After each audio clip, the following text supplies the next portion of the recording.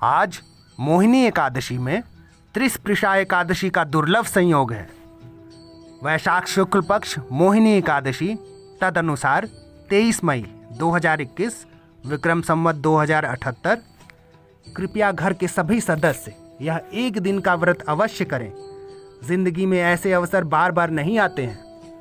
पद्म पुराण के अनुसार यदि सूर्योदय से अगले सूर्योदय तक थोड़ी सी एकादशी, द्वादशी एवं अंत में किंचित मात्र भी त्रयोदशी हो तो वह त्रिस्पृशा एकादशी कहलाती है।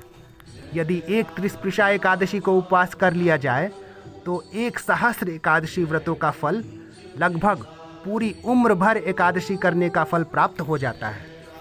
त्रिस्पृशा एकादशी का पारण त्रयोदशी में करने पर 100 यज्ञों का फल प्राप्त होता है।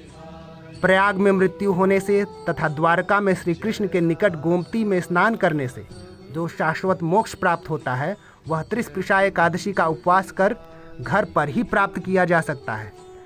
ऐसा पद्म पुराण के उत्तराखंड में त्रिस्पृशा एकादशी की महिमा का वर्णन है।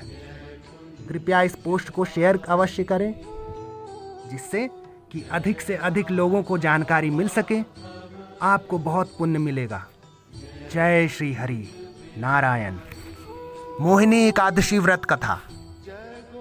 युधिष्ठिर महाराज ने पूछा, जनार्दन, वैशाख मास की शुक्ल पक्ष में किस नाम की एकादशी होती है? उसका क्या फल होता है? उसके लिए कौन सी विधि होती है? भगवान श्री कृष्ण बोले, धर्मराज, पूर्व काल में परम बुद्धिमान श्री रामचंद्र जी ने महर्षि वशिष्ठ से यही बात पूछी थी जिसे आज तुम मुझसे पूछ रहे हो। श्री राम ने कहा, भगवान, जो समस्त पापों का क्षय तथा सब प्रकार के दुखों का निवारण करने वाला व्रतों में उत्तम व्रत हो, उसे मैं सुनना चाहता हूँ। वशिष्ठ जी बोले, श्री राम, तुमने बहुत उत्तम बात पूछी है। मनुष्य तुम्हारा नाम लेने से ही सब पापों से शुद्ध हो जाता है। तथापि लोगों के हित की इच्छा से मैं पवित्रों में पवित्र उत्तम व्रत का वर्णन करूँगा। वैशाख मास के शुक्ल पक्ष में जो एकादशी होती है उसका नाम मोहिनी है। वह सब पापों को हरने वाली और उत्तम है। उसके व्रत के प्रभाव से मनुष्य मोह जाल तथा पातक समूह से छुटकारा पा सकता है। सरस्वती नदी के रमणीय तट पर भद्रावती नाम की सुंदर नगरी है। वहाँ धृतमान नामक राजा, जो चंद्रवंश में उत्पन्न और सत्य प्रतिज्ञ थे, राज्य करते थे। उसी नगर में एक वैश्य रहता था जो धन्य धान्य से परिपूर्ण और समृद्धिशाली था। उसका नाम था धनपाल। वह सदा पुण्य कर्म में ही लिप्त रहता था। दूसरों के लिए गौशाला, कुआं, मठ, बागीचा, पोखरा और घर बनवाया करता था। भगवान विष्णु की भक्ति में उसका हार्दिक अनुराग था। वह सदा शांत रहता था। उसके 5 पुत्र थे, सोमना, धृतिमान, मेघावी, सुकृत तथा धृष्ट बुद्धि। धृष्ट बुद्धि 5वां था। वह सदा बड़े बड़े पापों में ही संलग्न रहता था।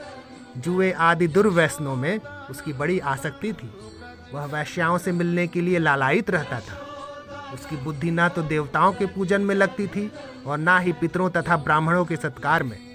वह दुष्ट आत्मा अन्याय के मार्ग पर चलकर पिता का धन बर्बाद किया करता था। एक दिन वह वैश्या के गले में बांह डाले चौराहे पर घूमता देखा गया। तब पिता ने उसे घर से निकाल दिया तथा बंधु बांधवों ने भी उसका परित्याग कर दिया।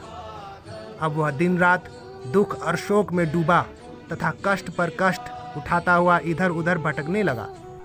एक दिन किसी पुण्य के उदय होने से वह महर्षि कौंडिन्य के आश्रम पर जा पहुंचा। वैशाख का महीना था। तपोधन कौंडिन्य गंगा जी में स्नान करके आए थे। धृष्ट बुद्धि शोक के भार से पीड़ित हो मुनिवर कौंडिन्य के पास गया और हाथ जोड़कर सामने खड़ा हो गया और बोलने लगा, ब्राह्मण द्विजश्रेष्ठ, मुझ पर दया करके कोई ऐसा व्रत बताइए जिसके पुण्य के प्रभाव से मेरी मुक्ति हो जाए।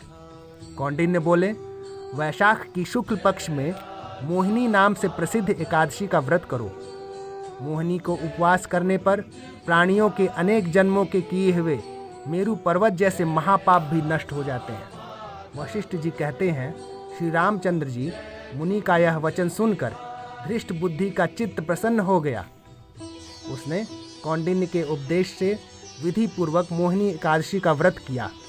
नृपश्रेष्ठ, इस व्रत के करने से वह निष्पाप हो गया और दिव्य देह धारण कर गरुड़ पर आरूढ़ हो सब प्रकार के उपद्रवों से रहित श्री विष्णु धाम को चला गया।